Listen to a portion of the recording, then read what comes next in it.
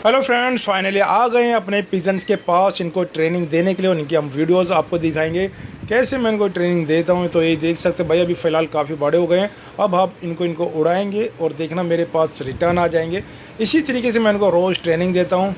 और वीडियो अच्छी लगे तो भाई का चैनल जरूर फॉलो करें, सब्सक्राइब करें। देख सकते हैं भैया अभी काफ़ी ट्रेंड हो गए हैं, बट ये मेरे साथ साथ नहीं चलते, बट फ्लाइंग कराता हूँ तो जब मेरे पास इजीली आराम से आ जाते हैं। ये देख सकते हो भाई, क्या शानदार तरीके से अपना हरा कबूतर अपने पास आ रहा है। मद्रासी कबूतर है ये।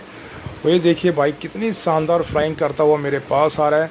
तो अगर वीडियो अच्छी लगे तो भाई का चैनल जरूर सपोर्ट करें, सब्सक्राइब करें। आप भी आपको ऐसी ऐसी अच्छी अच्छी वीडियोज़ और पिजन्स की, पैरट्स की, बजीज बर्ड्स की देखने के लिए अवेलेबल होंगी।